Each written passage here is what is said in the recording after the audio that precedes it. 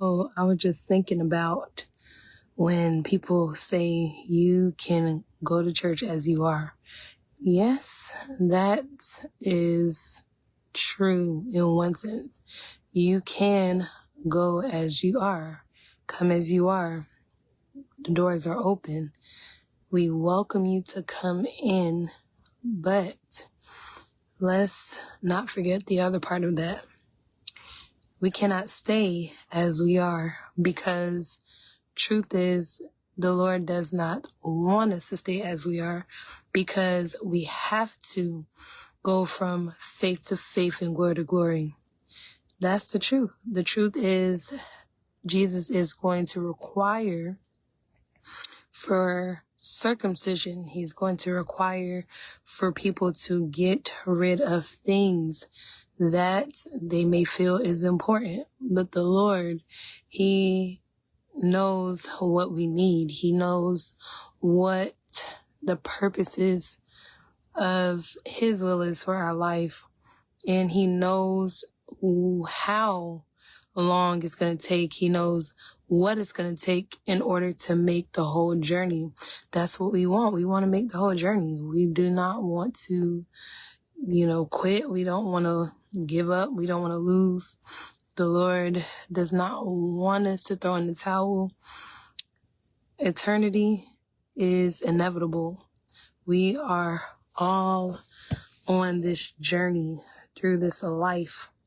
This life is only temporary, but we're going into a place of permanence, a place where time, it just doesn't even factor like the time. God is in control of time. And so that's why a day here could be 1,000 years with the Lord, and 1,000 years with the Lord can be as a day. And He's not limited. He's not subject to time. He created time. He's able to bend and to shift time as He wills. So this walk of faith is going to require humility. Humility is going to require patience. It's going to require self-denial. And that's why, it's necessary that we deny ourselves, because there's going to be some things that God may say, okay, you did come as you are, and I accept you at that stage. I accept you at that level.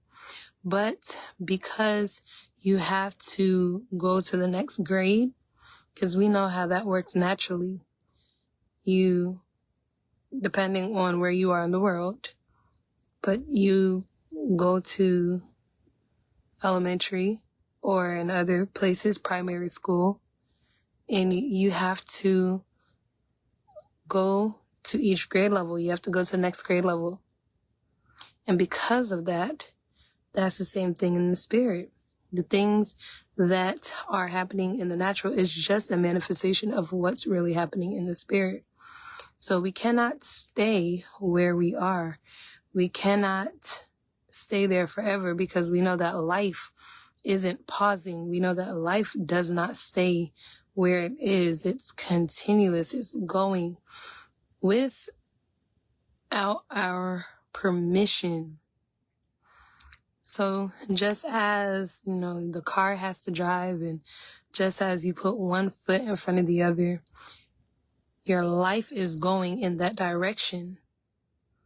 And the Lord, He says, okay, you have to make a decision.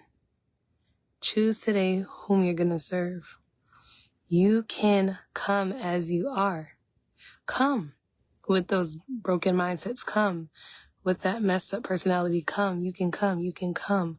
Come with that evil shirt on. Come with that crazy looking hair. Come with those nails. Come and just come. Yes. And as you come, He's going to convict your hearts.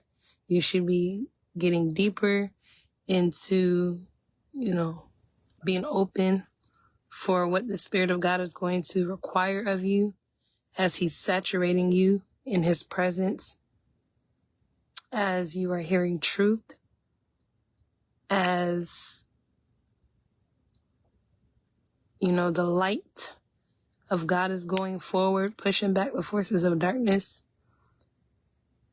He's changing people's hearts from it being a hard stone to it becoming soft and malleable. A heart of flesh. And it's going to take that. It's going to take that in order to last in the body of Christ. Our hearts have to be renewed day by day because we have to be as little kids in order to enter into the kingdom of heaven. We know that with little children, they're free. They are, I'm not talking about the behavior aspect of where, because it's sin nature, where it's misbehaving. But I'm saying whenever you think about a little child, you just see, okay, they're innocent. They are just full of life. They, are bold. They're confident. They may even say things to you that it would shock your mind. They're readily able to forgive, even if they just got into an argument with each other.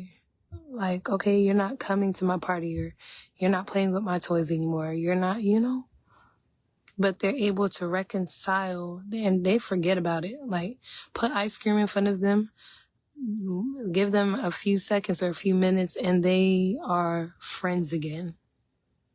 And there's so much we can learn from that, because as we get older, our experiences, our examples, what we go through, it does shape us for who we are today. It did shape us, and it made us respond, and it made us act in ways. It made us choose and make decisions. And many times the Lord, he's looking at that and he's like, now you're in the kingdom. I cannot have you do those things because that's going to get you into trouble with your eternal faith.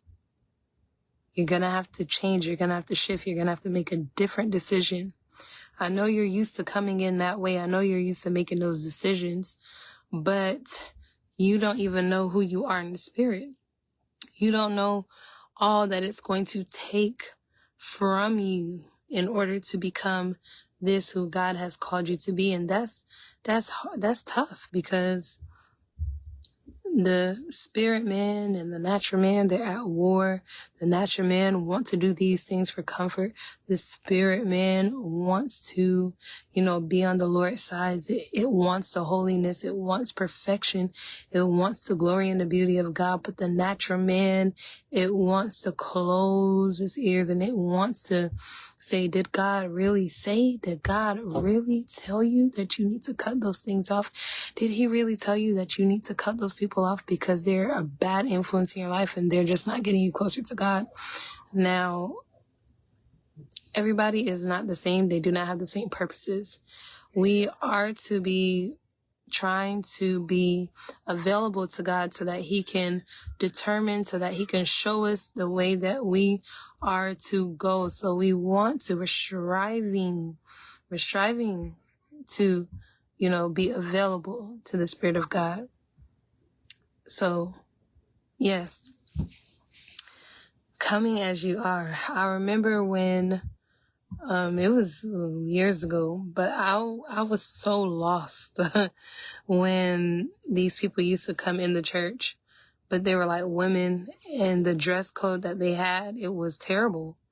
And they were assisted to sit all the way in the front seat, like being visitors, and even me at that time, I wasn't where I was today, but I just knew, okay, so that's not the way you're supposed to come to church. Everybody should know that.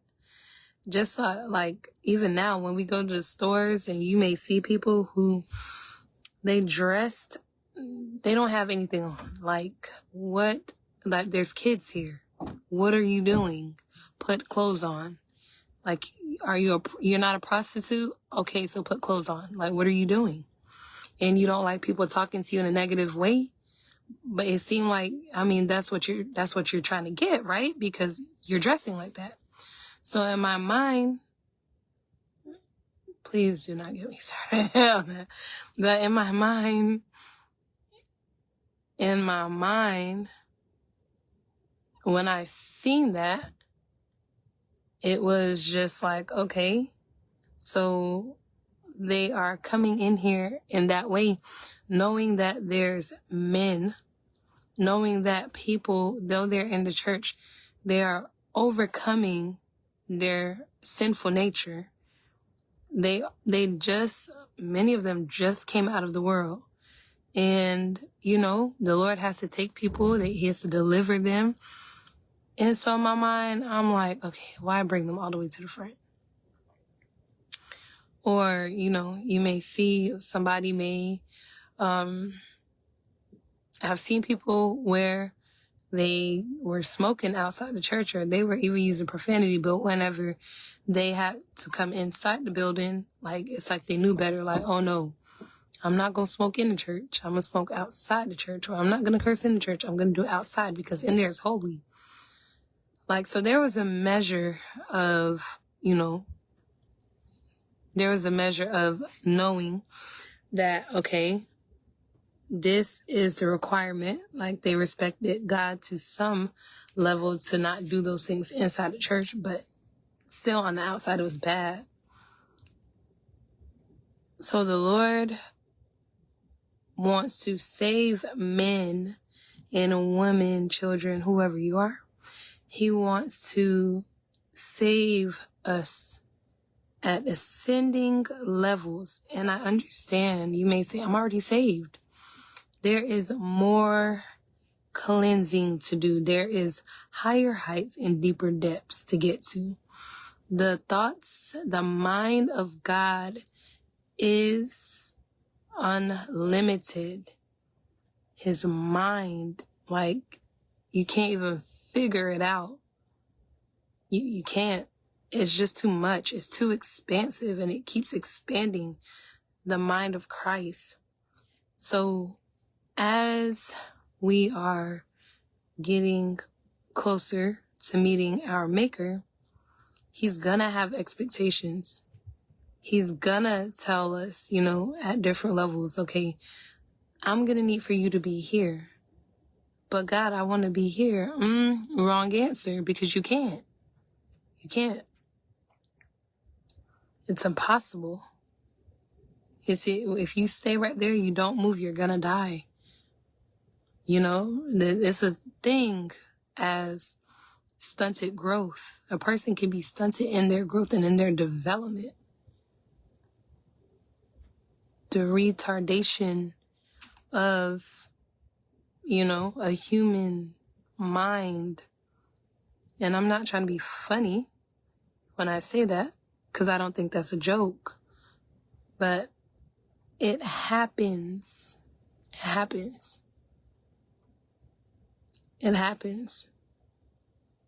Where somebody is there, they're stuck and they cannot move. And now you have all of these impediments that come with it. You have these different disorders that come with it. You may even have death that comes with it. And that looks in different ways. That manifests in different ways. God is merciful. He is merciful. His hand is not too short. Like, his arm is not too, he's not far away, God. His hand is not too short that it cannot reach and save us. No matter what you did in your life, no matter who you are, you're not too far from being saved. If the Lord calls you, then He's going to use you. Despite the past that you had, because He knows what past you had. And yet He still picks and chooses whom He wills. He chose Manasseh to be king, meaning he was in office. King Manasseh was chosen by his father. And I'm actually, in my mind, I'm going through the book of Kings. I'm going through the book of Kings and Chronicles. But yes, Manasseh was chosen, and he reigned for 55 years. And he was one of the most wickedest kings. And even in his rule and his reign, he sacrificed, he shed a lot of blood, because even after his reign, the Lord still was requiring, like, no, you guys are going to have to pay because of what your father did. No, you're going to have to pay for what he did. He shed so much blood in the land. And so that was something that was warranted to his seed that came after him, and the kings who reigned after him, even Josiah and after his seed. So he allowed for his children to pass through the fire to a false god. He was into witchcraft and sorcery. He did bad things. He set things up in the court of God that he should not have. And the Lord heard him as he cried out, as he was taken captive. And guess what? The Lord saved him. Now his son, the one who reigned after him, yes, he only reigned for a short time. And he thought he can be as evil as his dad. But 2 years was all he got, and he died. Like, he was evil. But the Lord saved Manasseh. So that should be, when we think about that, that should be like something that's like, okay, we're not to play with the mercies of God, because God chooses whomsoever he will. And we're not in control of that. So while the door is open, the doors of grace and mercy is open, we are to run into it, because we don't want to miss the opportunity when he's blowing and sounding the trumpet and the doors is open, and we have to ask other people, hey, can we borrow your oil? Can we borrow your oil? You can actually go buy yourself some oil. Go to the marketplace, go buy it. You come back and the door is shut to you. Like, what are you doing? You're not coming in. But I have oil. You got it too late. Like, you should have been getting it this whole time. Like these wise people over here. But instead, you were not prepared, so you're not coming in. We don't want to hear that. We do not want to hear those things, because that's just, that's not good. That's not a good report. So, coming as we are, when the Lord seen the man who was not dressed the proper way, as he was looking around, like, he asked him a question, friend, like, why are you dressed like that? You do not have on the right attire. The man said what he said, and then he got a consequence for that.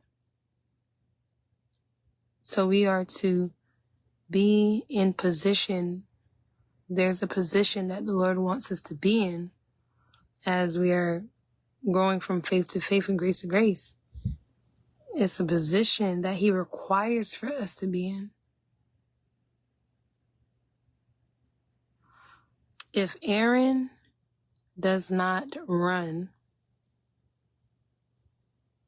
with this censer in his hand, if he does not try to, bolt as the Lord is killing all these different people because of their sins, Moses tell Aaron, run run so you can, stop the plague that God has released.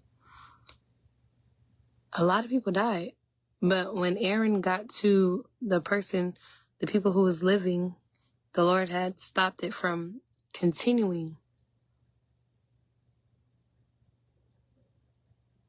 So as we go, we will grow. As we go, the Lord will cleanse us if we make ourselves available. As we go, the Lord will change your appetite, the things that you once used to love and like. He may put a distaste in your mouth, like, I do not feel like smoking no more. I do not. And that was a testimony with a couple of the sisters in the body today, like when the Lord saved them, but they decided, okay, they wanted to backslide. When they tried to smoke, they could not get it the right way as they used to. The taste was just terrible. They were trying to get high. It wasn't working for them. Just different things. The Lord is saying, okay, so you belong to me. You belong to me. You're not going back over there. You're not going that way. This is the direction I want you to come because you're saved. I've sealed you. You have to continue in this way.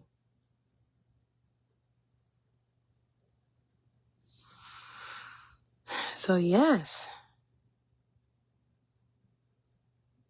if people are, they're just coming in, they're getting saved, and they want to go to church, they may not have been, grew up the right way, or they may not have grew up hearing about Jesus or the church, but they decide they want to come to a service and they walk in with whatever shirts they have on or however they come in. That's not for us to reject them automatically, okay, they don't know any better. So you help them. We help them. If the Lord allows, we help them. Because meaning sometimes Jesus would say to the disciples, okay, do this, keep walking, depending on the purpose. Sometimes he would say, okay, stop, and you are allowed to engage in this way. So if they come in, yes, they're like babes. They don't know. They may not even feel conviction. They may not feel bad. Just like there's some things that we were doing and the Lord had to convict our hearts and then we felt bad about it and then we didn't want to do it no more. So he is merciful and he gives us a heart to be compassionate and merciful towards others because we were in their position. So those were some things that was coming to my mind before I pressed live. Okay, let's talk about this. Let's talk about this.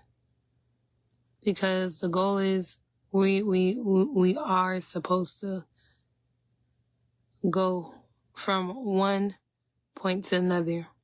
We're supposed to become who God want us to become because he has a goal. He has this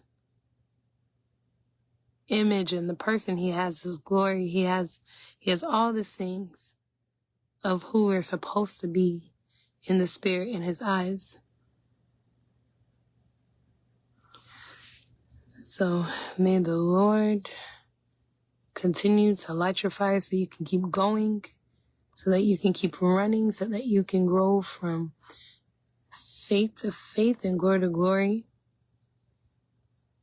May he continue to strengthen you so that you can overcome in Jesus' name.